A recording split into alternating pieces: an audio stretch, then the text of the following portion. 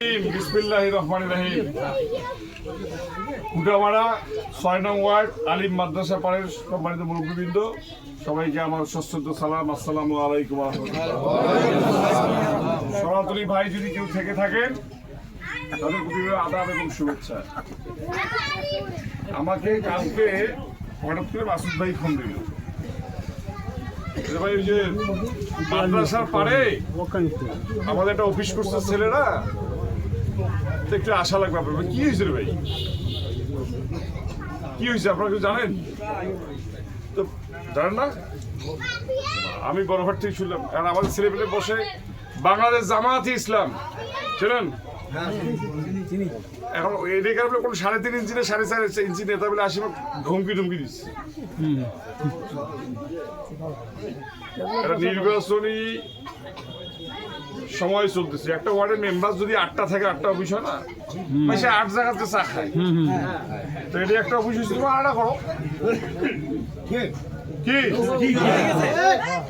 তোমরা 2টা করো, মানুষ 3 জায়গাতে চাটা খাইবে। এখন এই এলাকার যদি পাতি কোনো নেতা হয়, আবার এই এলাকার ছাড়া সড়ক ভয় দেখা, জিনিসটা কেমন না? এখন আপনাদের যে ধানের শীষের প্রার্থী আলহাজ শহীদুল সাহেব, আপনার বাড়ি কোথায়?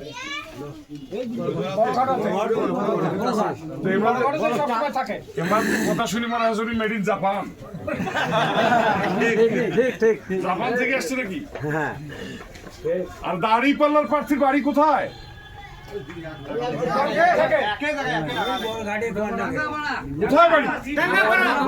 রংপুরে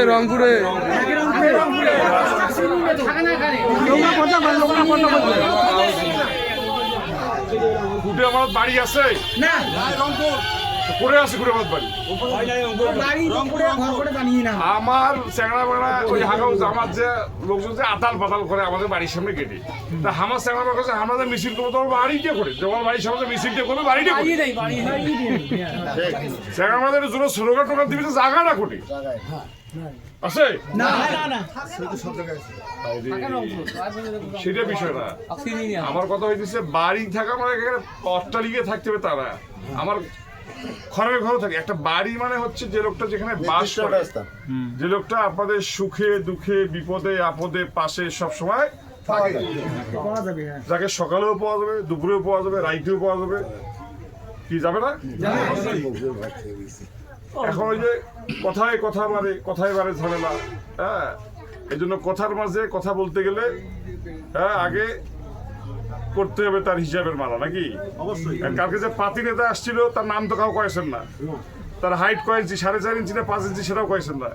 নির্বাচনী আচরণ বিধিতে যদি কেউ নির্বাচনী প্রচারে এরকম হুমকি প্রদর্শন করে, কোনো ঝামেলা করেন, আইনগতভাবে ব্যবস্থা নেওয়া যাবে। এটা কি আইএমএ জাহেলিয়াতের যুগ চলতেছে নাকি এখানে কোনো পাকিস্তানি সার পড়ছিল? ট্রিপল সুপার ফসফেট কি পাকিস্তানি ব্র্যান্ডের ছিল নাকি এখানে? এত মাস্তানি কেন ভাই? আমাদের বিএনপির কি কেউ কাউকে হুমকি দিছে? কারোর সাথে কোনো খারাপ আচরণ করছে? আঙ্গুল তুলি কথা বলছে?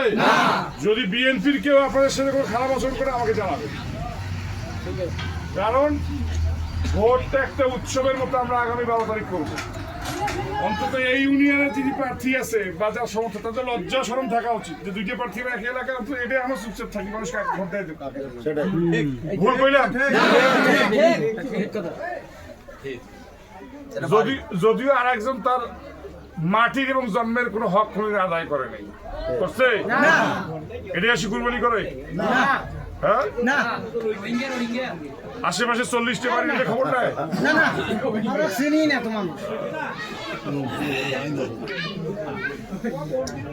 আমার খুব লজ্জা লাগবে আজকে এই যে আলিম মাদ্রাসা পাড়ার লোকজন আপনাদের হাতে চুরি পরা আছে,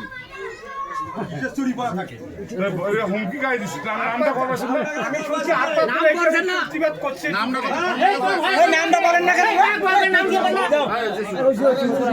শহীদুল সাহেবকে আমার কিনে দিচ্ছে নাকি বলছে যে আমার ভোট দিতেই হবে? উনি ওনার ভোটটা চাই গেছে, দোয়া চাইছে, ছেলেমেয়েরা অফিস করতেছে, আপনারা পছন্দ হলে তাকে ভোট দিবেন, না হলে দিবেন না। কাউকে কইছে আপনারা অমুক বারকায় ভোট দিতে দিতে পারবেন না, অমুকের অফিস খুলতে পারবেন না। না এটা বলেন না এটা কি মগের মুলুক নাকি এটা? এটা মগর মুলুক কইছি আমরা আমার কথা কোন না কেন ভয় লাগছে নাকি একজন আসিয়া যদি এখানে কোনো হুমকি দেওয়ার চেষ্টা করে, বলে দিলাম, একটা ব্যক্তি যদি কোনো হুমকি দেওয়ার চেষ্টা করে আমাকে সাথে সাথে ফোন দিবেন। এটা মগের মুলুক না। এখন দেখি গইবেন দাম পাকে জবাব দাও আমার সাথে সাথে।